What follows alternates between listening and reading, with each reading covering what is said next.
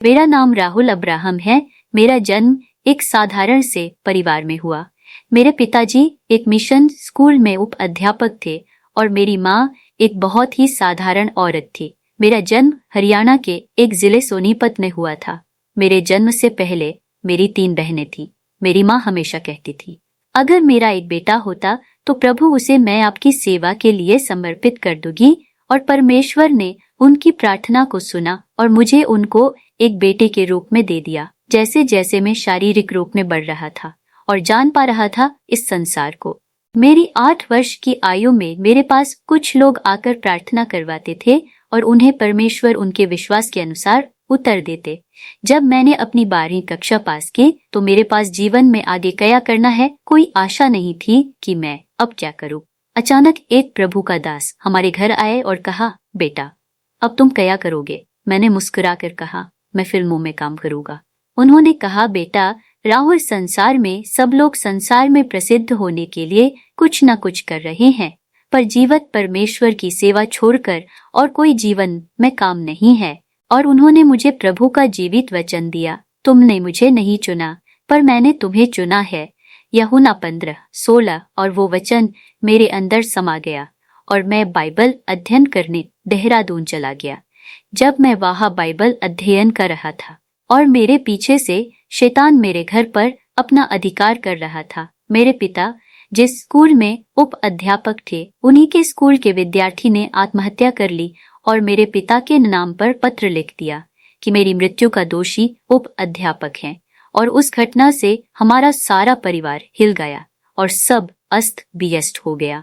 मेरी बहनों ने अपनी शिक्षा को छोड़ दिया और वे तीनों नौकरी करने लगी, क्योंकि इन तमाम घटना से मेरे माता और पिता चिंता में रहने लगे और उनकी शारीरिक दशा बिगड़ गई थी। और मैं अभी भी बाइबल अध्ययन कर रहा था और समय बहुत रफ्तार से दौड़ रहा था। समय की सुई बहुत तेज थी, मानो जैसे उसे कोई तेज चला रहा है।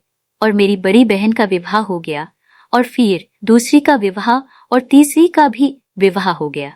और अब मैं अपने परिवार में अकेला बचा और घर में कोई कमाने वाला नहीं रहा। और वर्ष 2005 में मैं बाइबल अध्ययन करके वापस आ गया। अब मेरे पास कोई आशा नहीं थी कि क्या करूं। कई लोग बोले, सेवा करोगे तो कितना कमा लोगे तुम। मैं बाइबल अध्ययन करने के बाद भी तैयार नहीं था कि सेवा करूंगा। 2006 में मुझे एक बैंक में रीजनल रिकवरी मैनेजर की नौकरी मिली। वहां लाखों रुपए कमाए पर मन में कुछ भी शांति नहीं थी। जब धन आया तो अपनी असली जीवन से पीछे जा चुका था। हर रात मैं शराब पीना शुरू कर दिया। अपनी जिंदगी में सब कुछ किया और परमेश्वर से और उसकी उपस्थिति से दूर हो गया। वर्ष 2011 में एक बार मैं रात को प्रार्थना कर रहा था और प्रभु ने मुझे छुआ और अपने वरदानों से भरा, पर मैं फिर पाप में गिरा और फिर खाली हो गया।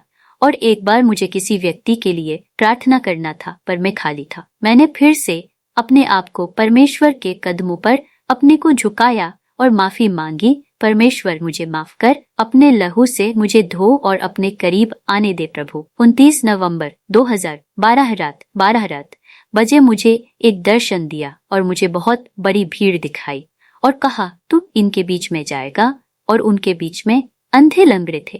परमेश्वर ने कहा, तू मेरे लिए काम करेगा और तुझे मैं इस बैंक से निकाल दूंगा। और जैसे मैंने ये सुना मैं डर गया और मैंने प्रभु कहा कि मैं सिर्फ अपने परिवार में एक अकेला व्यक्ति हूँ, ये मैं कैसे कर पाऊंगा प्रभु। मेरे माता पिता मुझ निर्भर है। और अचानक सब मेरी आंखों से ओझल हो गया और मैंने वो सब लिखा लिया अपनी एक डायरी में। और फिर 4 जून 2014 में हर दिन की तरह अपने बैंक में गया और मेरे मन में एक बात आई और वो ये थी कि अपनी नौकरी को अभी त्याग दे। मैं कुछ समझ नहीं पाया और अपना इस्तीफा दे दिया। मेरे सब कर्मचारी ने मुझे कहा, ऐसा ना करो। मैंने कहा, मुझे आप मत रोकिए। और जैसे मैंने इस्तीफा दिया और बैंक से बाहर आया, मुझे एक शांति महसूस हुई। फिर मैंने अपने माता पिता को कहा कि हम चंडीगढ़ को छोड़कर सोनीपत जाएंगे और 10 जून 2014 को सोनीपत में रहने लगे।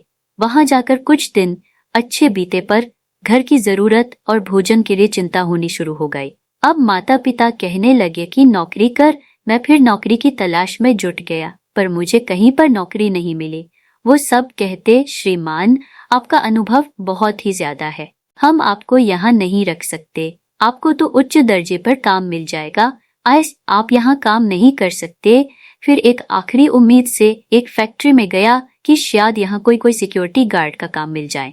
मेरे पिता ने मुझे कहा था कि कोई भी काम मिले कर लेना, पर मुझे वो काम भी नहीं मिला। मुझे निराशा हो गई और मैं जब घर वापस गया तो माँ ने कहा तो हमें मारने लाया है। यहाँ हम बहुत अच्छे से अपनी जिंदगी जी है। और मेरे पिता और माता मुझे क्रुद्ध करने लगे। मैं घर से बाहर आ गया और मैंने एक निर्णय लिया कि मेरी जिंदगी में अब कुछ भी नहीं रहा। और अब दिमाग में एक बात आई कि अपनी जिंदगी को अब समाप्त करना ही मेरे लिए सही निर्णय है। मेरे घर के नजदीक रेलवे लाइन थी। मेरे सामने गाड़ी जैसे ही स्टेशन से निकली और मेरे कदम पटरी और बढ़ने लगे और मैं जैसे अपने सिर को पटरी पर रखने लगा, एक आवाज मेरे कानों में आई और वो आवाज परमेश्वर की थी, जिसने मुझे कहा, उठ और वापस जा, घुटने टेक, प्रार्थना कर, मैं तुझे बताऊंगा। मैं उठा और घर आया और प्रभु की हजूरी में बैठ गया। मैं हमेशा जब भी परमेश्वर मुझसे बात करते हैं, मैं एक डायरी में लिखता था और मैं 2012 की वो बातें जो परमेश्वर मुझसे कहा था भूल गया था। मुझे परमेश्वर ने कहा कि इस डायरी को खोल और वो रात का समय था। मैंने अपनी उस डायरी को खोला और मुझे वो दर्शन और वो बातें जो परमेश्वर ने मुझसे कहा था मुझे स्मरण आ गया और मैं रोने लगा, माफी मांगना आरंभ किया। मेरे मन में दुष्ट शंका लाने लगा कि ये सब प्रभु बात नहीं कर रहा। और मैंने कहा, प्रभु अगर आप बात कर रहे हैं तो मुझे प्रमाण दे अभी कि कल रविवार है। मैं ये चाहता हूँ कि मुझे अभी कोई प्रभु का दास फोन करे और मुझे कहे कि आप हमारी कलीसिया में आकर प्रभु का वचन दे। मैं ये विश्वास नहीं कर पा रहा था कि जैसे मैं सोच रहा था अचानक वैसा ही हुआ और उस सेवक ने वही शब्द कहे जो मैं प्रभु से बोल रहा था। मन में विश्वास होना आरंभ हुआ, पर दुष्ट फिर मन में शंका लाने लगा कि ये सब तेरी सोच है, ऐसा कुछ नहीं है। मैं फिर प्रभु के चरणों में अपने आप को नम्र करके बैठा और मैंने कहा कि कल चर्च में मैं आपके लोगों के बीच में वचन साझा करूं और जब जिस किसी के लिए प्रार्थना करूं वो उसी समय उत्तर पाए प्रभु आपसे। उनमें से एक बहन थी जो बिल्कुल अनपढ़ थी पर इच्छा रखती थी कि प्रभु का वचन लिख पाऊं और पढ़ पाऊं। जब उसके लिए प्रार्थना करी, ठीक 2 दिन बाद वो बहन अपनी एक पुस्तक में अपने हाथों से प्रभु का वचन लिख कर आई। जब मैंने प्रभु के काम को देखा और सुना, मैंने उस सर्वशक्तिमान प्रभु से कहा, प्रभु आप धन्य हैं। और मैंने प्रभु को कहा कि अब मैं अपनी जिंदगी में पीछे मुड़कर नहीं देखूंगा। वो साल 2014। फिर प्रभु ने मुझे 7 अगस्त 2015 में प्रभु ने यीशु बोलता है सेवकाई में मुझे मौका दिया कि मैं पूरी तरीके से प्रभु की सेवा कर पाऊं। और प्रभु अपने बड़े आश्चर्य वाले कामों को प्रकट किया और दिखाया कि मैं जैसे मूसा के साथ रहा तेरे भी साथ रहूंगा। और 7 अगस्त 2015 से 26 अप्रैल 2018 तक प्रभु ने मुझे वहां अपनी सेवा मुझसे ली। प्रभु ने मुझे फिर एक दर्शन दिया कि तू किसी की संस्था के साथ नहीं पर तुझे अपनी खुद की अपनी संस्था दूंगा। और वो सेवकाई है जो आप सब जानते हैं, डिवाइन सुपरनैचुरल मिनिस्ट्री का आरंभ 15 मई 2018 में हुआ। परमेश्वर अब तक हमें उन लोगों के लिए एक आशीष का कारण बनाया है जो सच में परमेश्वर का वचन मन कर चलना चाहते हैं के लिए। जैसे प्रेरितों के समय की कलीसिया आरंभ में थी वैसे ही खड़ी कर पाऊं कि जब हमारे प्रभु यीशु आए हमें लेने के लिए, उन्हें हमारे प्रभु को पवित्रता के साथ प्रभु के चरणों में समर्पित करके अपनी दौड़ को पूरी करूं और प्रभु के हाथों में अपने आप को सदा के लिए अर्पित करके उसके धाम में युगायुग वास कर पाऊं। 29 मार्च 2014 को परमेश्वर ने मुझे विवाह के सूत्र में बांध दिया। मेरी पत्नी एक प्रभु का भय मानने वाली है और प्रभु ने हमें एक बेटा और एक बेटी की आशीष दी है। मैं विश्वास करता कि मेरे जीवन की इस गवाही से प्रभु आपको बहुत आशीष प्रदान करे। Rahul Ibrahim, founder chairman, divine supernatural ministry.